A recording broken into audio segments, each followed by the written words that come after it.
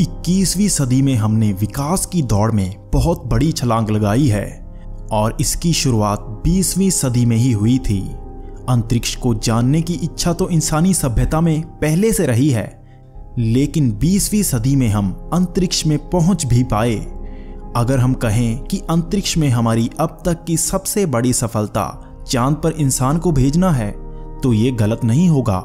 लेकिन आखिरी बार इंसान को चांद पर भेजने का मिशन 1972 में हुआ था। लेकिन आखिर क्यों इसके बाद कभी भी किसी इंसान को चांद पर नहीं भेजा गया?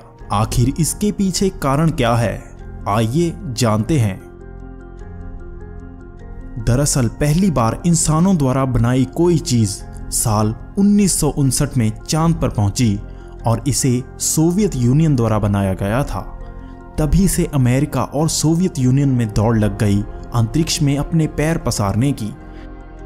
लेकिन 20 जुलाई 1969 को पहली बार नासा ने एक इंसान को चांद पर भेजा।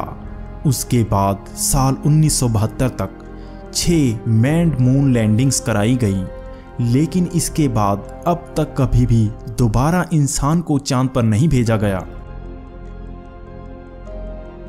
लगभग 46 साल पहले आखिरी बार इंसान को चांद पर भेजा गया था, जिसमें जो स्मार्ट कंप्यूटर लगा था उससे ज्यादा शक्तिशाली कंप्यूटर तो अब आपके हाथ में ही है, यानी कि आपका मोबाइल।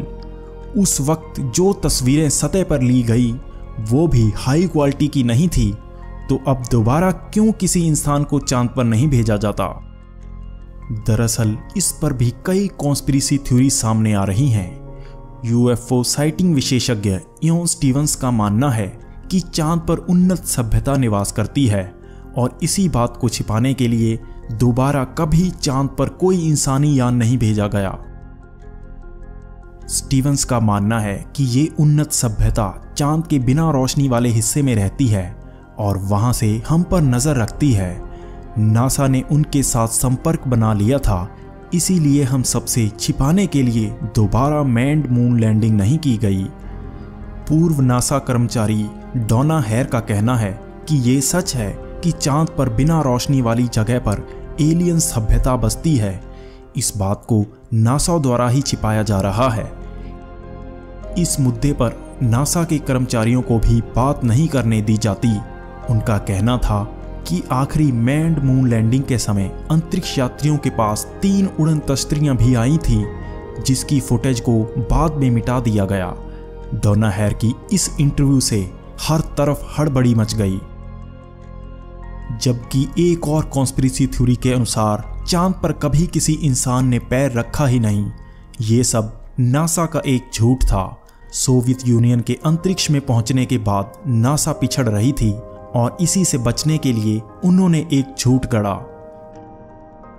इस थ्योरी का कई और विशेषज्ञों ने भी समर्थन किया है और उनका भी मानना है कि उस समय की तकनीक से ऐसा संभव ही नहीं था।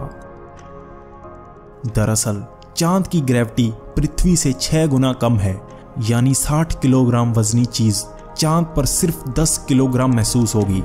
लेकिन फिर भी हम यहां से चांद पर इंसान पहुंचाने में इतनी मेहनत लगाते हैं और चांद से दोबारा धरती पर पहुंचने में भी काफी ईंधन लगता, और ऐसी क्षमता उस समय नासा के पास नहीं थी। जबकि तीसरी थ्योरी के अनुसार आज के समय में ऐसा संभव भी नहीं है, क्योंकि अगर उस समय के मून मिशन का बजट आज के समय में देखें तो 120 बिलियन डॉलर बनता है। उस समय स्पेस की दौड़ में नासा को आगे निकलना था, उसी सहयोग से उस समय ऐसा संभव हो पाया। जबकि अब नासा का सालाना बजट 20 बिलियन डॉलर है और आज वो नंबर 1 पर है, तो अब उसे बाहरी सहयोग मिलना भी मुश्किल है। अंत में इन सब थ्योरी से हमारे मन में यही सवाल उठता है कि क्या सच में नासा ने इंसानों को चांद पर भेजा था? अगर हां, तो क्या वहां उन्नत सभ्यता आज भी बसती है? ये सवाल इसलिए ज्यादा गहराते हैं क्योंकि अगर 46 साल पहले चांद पर जाया जा सकता था, तो आज की उन्नत तकनीक से ऐसा संभव क्यों नहीं है?